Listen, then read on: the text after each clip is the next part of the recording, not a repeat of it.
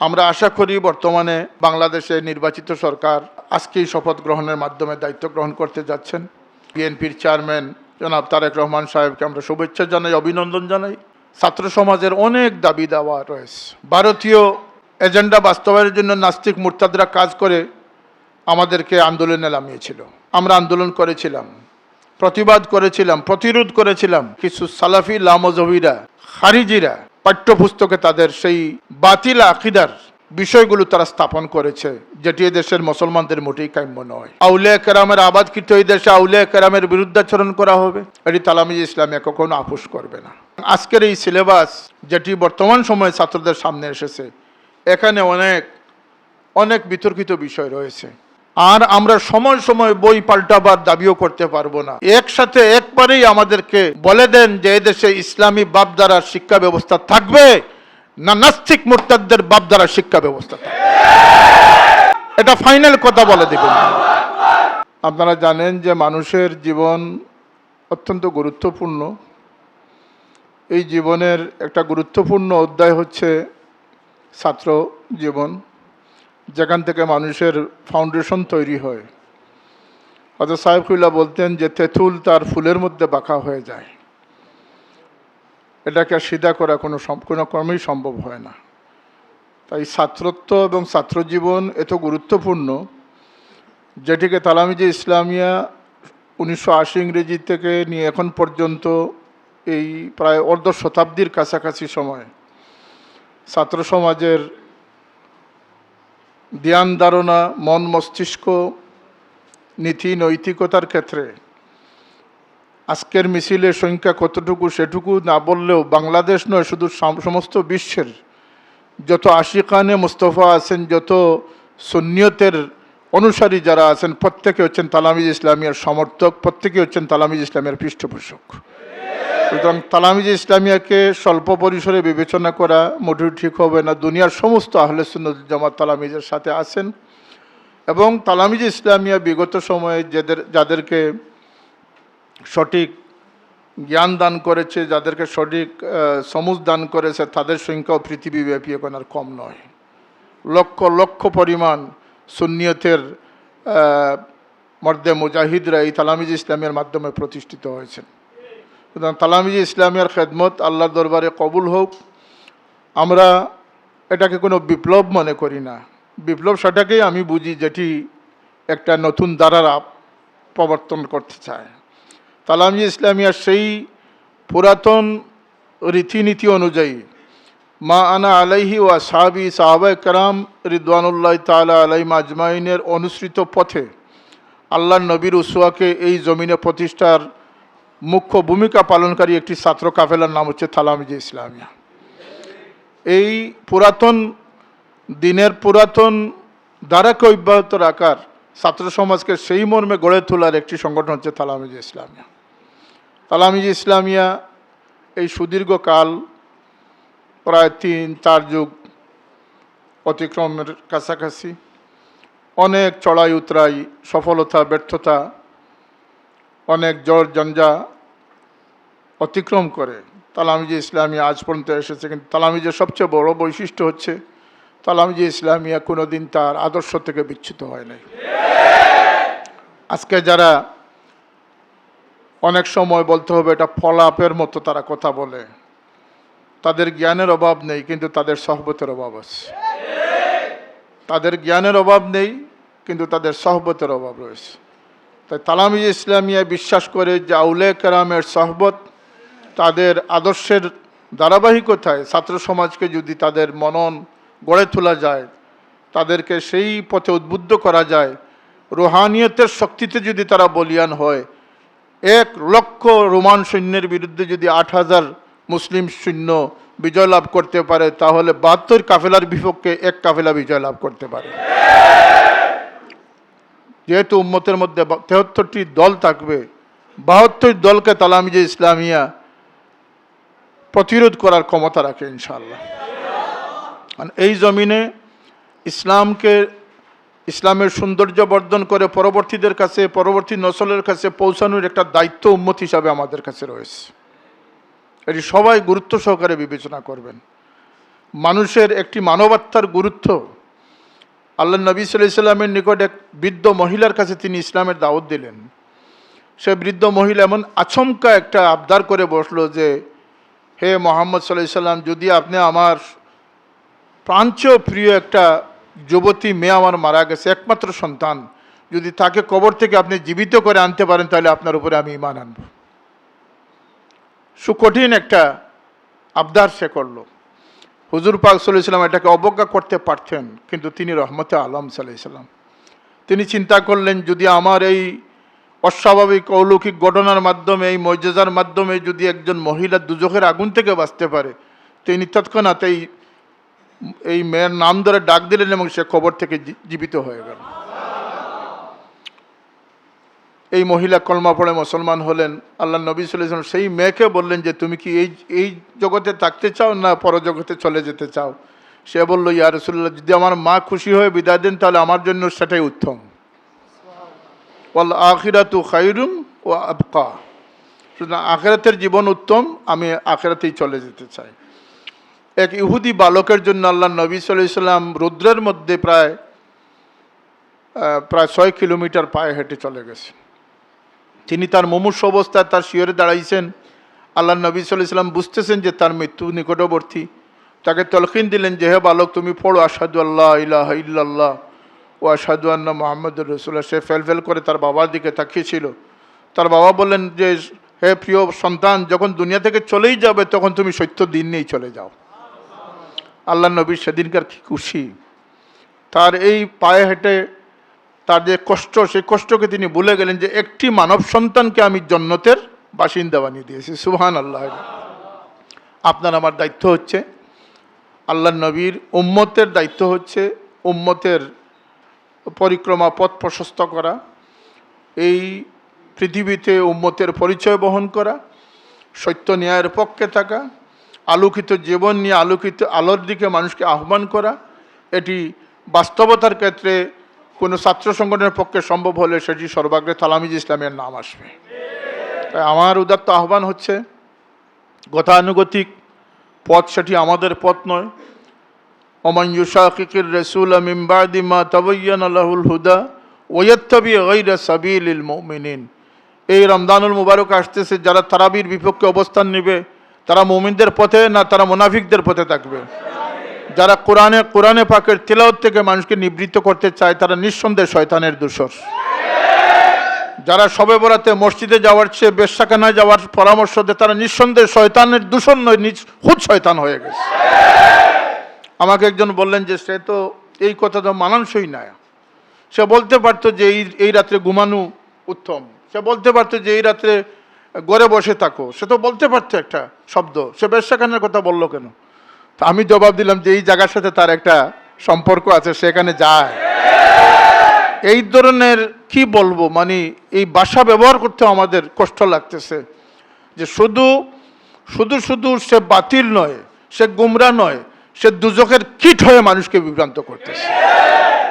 এদের মোকাবিলায় সত্য আকিদা, সত্য মামুলকে, বুজুর্গানে কেরামের সেই আমলকে, ধারাবাহিকতাকে রক্ষা করা তালামিজ ইসলামিয়ার সময়ের দাবি। কোরআনে পাকের খেদমতে আত্মনিয়োগ করা। আমাদের পীর মুর্শিদ হযরত সাফিউল্লাহ রহমতুল্লাহ আলাইহি তিনি এক মকবুল প্রতিষ্ঠান তিলে তিলে গড়ে তুলেছিলেন। আমাদের সৌভাগ্য হয়েছে যে আমরা সেই খেদমতের সাথে আমরা সম্পৃক্ত হতে পেরেছি, আলহামদুলিল্লাহ।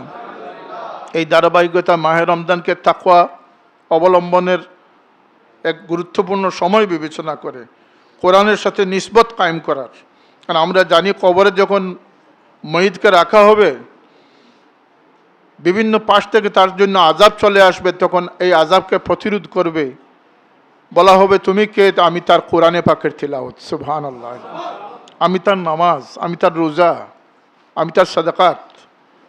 এইভাবে নেক আমলের মাধ্যমে সঠিক ইমান আকিদা, যার আকিদা সঠিক নয় তার ইমান নেই। কথা বলেন ঠিক না? ঠিক না? আর যার ইমান নেই তার কোনো আমলের কোনো মূল্য নেই। সুতরাং আগে ইমান আকিদাকে সঠিকভাবে লালন করতে হবে, অন্তরে স্থান দিতে হবে, দৃঢ় বিশ্বাস স্থাপন করতে হবে, তারপরে নেক আমল করতে হবে। এই আমলের মাধ্যমে আমরা আল্লাহ পাকের নৈকট্যে পৌঁছতে হবে। এবং সেই ধারাবাহিকতা, সেই তর্জ তরিকা নতুনভাবে আবিষ্কার করার, নতুনভাবে উদ্ভাবন করার কোনো প্রয়োজনও নেই, কোনো সাধ্য আমাদের নেই। আমরা কোরআনে পাকে আল্লাহ পাক বলেছেন যে সিরাতাল লাযিনা আনআমতা আলাইহিম, আল্লাহর সন্তুষ্টির জন্য একদল মানুষ তাদের জানমাল কোরবান করেছেন, তাদের জীবনকে কোরবান করেছেন, তাদের সময়কে তারা ব্যয় করেছেন, তাদের পথ পরিক্রমা আল্লাহর দরবারে কবুল হয়েছে। সেই পথই হচ্ছে তরিকা, সেই পথই হচ্ছে সনদ, সেই পথই হচ্ছে তাসাউফ, সেই পথেই আমাদেরকে অগ্রসর হতে হবে। সুতরাং আপনারা শুধু শুধু স্লোগান নয়, আন্তরিকভাবে বিশ্বাসকে লালন করেন, আদর্শকে লালন করেন, আদর্শকে জানেন, সিরত পড়েন, তাজকিরাতুল আউলিয়া পড়েন, কাসাসুল আম্বিয়া পড়েন। এগুলোর মাধ্যমে জীবনের ত্যাগের মাদ্দা, ত্যাগের পরিবেশ সৃষ্টি হবে, কৈফিয়ত সৃষ্টি হবে, জজবাত পয়দা হবে, শখ পয়দা হবে। এরপরে আপনি যে আমল করবেন সেই আমল আল্লাহর দরবারে মকবুল হবে। বিশেষ করে আজকের এই সোশ্যাল মিডিয়ার এই সময়ে ফেসবুক, সেই ফেসবুক থেকে যত দূরে থাকবেন আল্লাহ তত নিকটে থাকবেন। এই অ্যান্ড্রয়েড মোবাইল থেকে যত দূরে থাকবেন আল্লাহ তত নিকটে থাকবেন। এই অ্যান্ড্রয়েড মোবাইল হচ্ছে আমাদের এক মিজান। এটি কাউকে জাহান্নামের দ্বারপ্রান্তে পৌঁছে দিচ্ছে, আর কাউকে এটা মুক্ত যারা তাদেরকে আল্লাহ জান্নাতের দ্বারপ্রান্তে পৌঁছে দিচ্ছে। এটি একটি ভালো মানুষ হতে হলে ত্যাগ লাগে, ভালো সন্তান হতে হলে ত্যাগ লাগে, মেধাবী ছাত্র হতে হলে ত্যাগ লাগে, আল্লাহওয়ালা হতে হলে ত্যাগ লাগে। সেই ত্যাগের জন্য প্রস্তুত একটা কাফেলার নাম হচ্ছে তালামিজে ইসলাম। শুধু শুধু স্লোগান নির্ভর হলে চলবে না। এবং লক্ষ্য করা গেছে আমাদের অনেক বিষয় আশয় নিয়ে অতি আবেগী হওয়া বা কাউকে সাহায্য করে আবার তাকে খুঁটা দেওয়া, এটা কিন্তু ইসলাম পছন্দ করে না। তাই কোনো বিষয়ে বাড়াবাড়ি বক্তব্য দেওয়া থেকে বিরত থাকার জন্য আমি উদাত্ত আহ্বান জানাচ্ছি। কাউকে কটাক্ষ করার জন্য, কেন আমরা কাউকে প্রতিপক্ষ মনে করছি না, আমরা সকলের হেদায়েত কামনা করছি, আমরা সকলের হেদায়েত চাই। আমরা কাউকে জাহান্নামে পাঠাতে রাজি নয়, কিন্তু এই জমিনে যারা বিশৃঙ্খলা সৃষ্টি করে তাদেরকে প্রতিরোধ করা, তাদের হাত থেকে ইসলামকে নিয়ে যারা বানোয়াট বক্তব্য দেয়, যারা ইসলামকে তাদের একটা নিজস্ব দ্বারায় প্রবাহিত করতে চায়, তাদেরকে শরীয়ত বিধান অনুযায়ী রুখে দাঁড়ানো তালামিজ ইসলামের প্রধান দায়িত্ব। যারা আজকে রোজার সাথে পূজা এবং শরীয়ত বিধান যেগুলো রয়েছে সেগুলোর ক্ষেত্রে নতুন ফতোয়া আবিষ্কার করতেছে। যেমন এক মৌলবী বলেছেন যে গরুর প্রস্রাবের মধ্যে চাদর ডুবিয়ে এনে গায়ে দিয়ে নামাজ পড়লে নামাজ হবে, নাউজুবিল্লাহ। কয়দিন পরে যে শুকরের গোশত খাওয়ার ফতোয়া এসে যে আমরা কি সেটাকে মানবো? আমরা শরীয়তের এক পাহাড়দার হিসাবে, আল্লাহ নবীর উসওয়ার এক পাহাড়দার হিসাবে, আউলিয়া কেরামের আদর্শের পাহাড়দার হিসাবে শুধু পাহাড়দারি করলে হবে না, পাহাড়দার রাত্রি জাগে, কিন্তু সে রাত্রিতে তসবিহ পাঠ করে, সে রাত্রিতে রুকু সিজদার মাধ্যমে আল্লাহকে সন্তুষ্ট করে। মনে রাখতে হবে ঈমান, আমল, আখলাক এগুলো যেন আমাদের, তাকওয়া এগুলো যেন আমাদের বিনষ্ট না হয়। আমরা এমন কোনো বক্তব্য, এমন কোনো কমেন্ট, এমন কোনো কথা যেন আমরা না বলি যেটি আমাদের শরীয়ত সমর্থন করে না, আল্লাহ নবীর উসওয়া সমর্থন করে না। এ পর্যন্ত তালামিজে ইসলামিয়ার ৪৬ বছরের ইতিহাস একটা সোনালী ইতিহাস।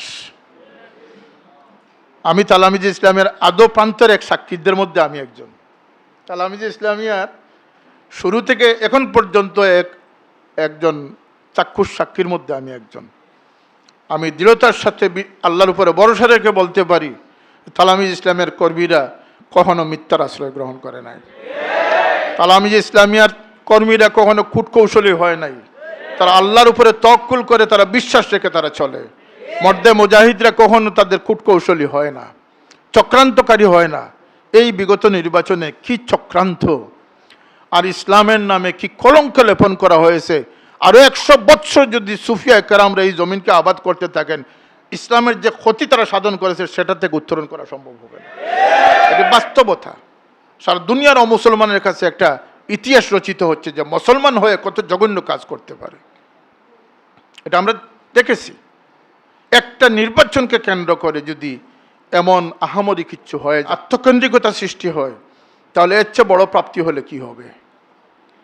সুতরাং এই বিষয়গুলোর প্রতি আমাদের সচেতনতা থাকার প্রয়োজন। আমরা আশা করি বর্তমানে বাংলাদেশে নির্বাচিত সরকার আজকেই শপথ গ্রহণের মাধ্যমে দায়িত্ব গ্রহণ করতে যাচ্ছেন। ছাত্র সমাজের অনেক দাবি দাওয়া রয়েছে, বিশেষ করে ইসলামী শিক্ষার ক্ষেত্রে আমরা সেই মতোই পিছিয়ে রয়েছি এবং আমরা চক্রান্তের শিকার হয়ে আসছি। আমাদের স্বতন্ত্র পাঠ্যপুস্তক, সিলেবাস এবং জ্ঞানী গুণী মানুষের, আল্লাহওয়ালা মানুষের মাধ্যমে প্রতিষ্ঠিত সেই সিলেবাস, এই দাবি আমরা সময় সময় করে আসতেছি। এইবারও এই অন্তর্বর্তী সরকারের অনেকটা খামখেয়ালির সুবাদে এক সময় ভারতীয় এজেন্ডা বাস্তবায়নের জন্য নাস্তিক মুরতাদরা কাজ করে আমাদেরকে আন্দোলনে নামিয়েছিল। আমরা আন্দোলন করেছিলাম, প্রতিবাদ করেছিলাম, প্রতিরোধ করেছিলাম, কিন্তু এই সময় দেখা যাচ্ছে যে কিছু সালাফি লামজহবিরা, খারিজিরা পাঠ্যপুস্তকে তাদের সেই বাতিল আকিদার বিষয়গুলো তারা স্থাপন করেছে, যেটি এদেশের মুসলমানদের মোটেই কাম্য নয়। এদেশের মুসলমানদের সংখ্যা যদি 92% হয়, 92%-এর মধ্যে প্রায় সকলেই হানফি, সুন্নি এবং আহলে সুন্নাত জামাতের অনুসারী। এদেশের যে মাদ্রাসাগুলো রয়েছে, একটিও কোনো রাজনীতিবিদ তৈরি করেন নাই, সবটি আউলিয়া কেরামরা প্রতিষ্ঠিত করেছে। আউলিয়া কেরামের আবাদকৃত এই দেশে আউলিয়া কেরামের বিরুদ্ধাচরণ করা হবে, এটি তালামিজ ইসলামিয়া কখনো আপোষ করবে না। সুতরাং আজকের এই সিলেবাস যেটি বর্তমান সময়ে ছাত্রদের সামনে এসেছে, এখানে অনেক অনেক বিতর্কিত বিষয় রয়েছে। আর আমরা সময় সময় বই পাল্টাবার দাবিও করতে পারবো না। একসাথে একবারেই আমাদেরকে বলে দেন যে এদেশে ইসলামী বাপধারার শিক্ষা ব্যবস্থা থাকবে না নাস্তিক মুরতাদদের বাপধারার শিক্ষা ব্যবস্থা থাকবে, এটা ফাইনাল কথা বলে দেবেন।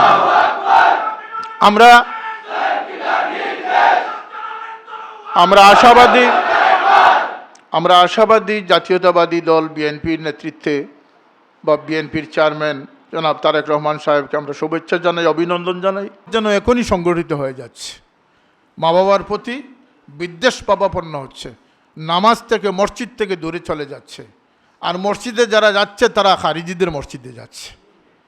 এই বিপদ থেকে মানুষকে সঠিক দ্বারায় তাকওয়ার মসজিদে নিয়ে আসার, আল্লাহর হাবিব সাল্লাল্লাহু আলাইহি ওয়াসাল্লামের দ্বারাই নিয়ে আসার দায়িত্ব পালন করবে তালামিজ ইসলামিয়া।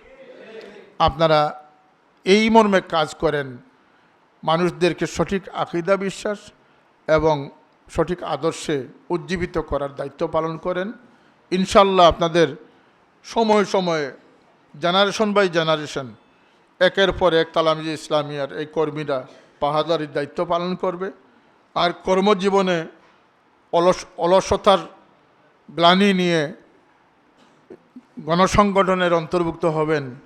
আমি অলসতার গ্লানি এই জন্য বললাম যে ছাত্র সময়ের যে জজবাত, সেটি কিন্তু কর্মজীবনে যাওয়ার পরে মানুষের একটা অলসতার সৃষ্টি হয়। তাই দিনের পক্ষে লড়াকু সৈনিক হওয়ার মুখ্যম সময় হচ্ছে ছাত্রজীবন।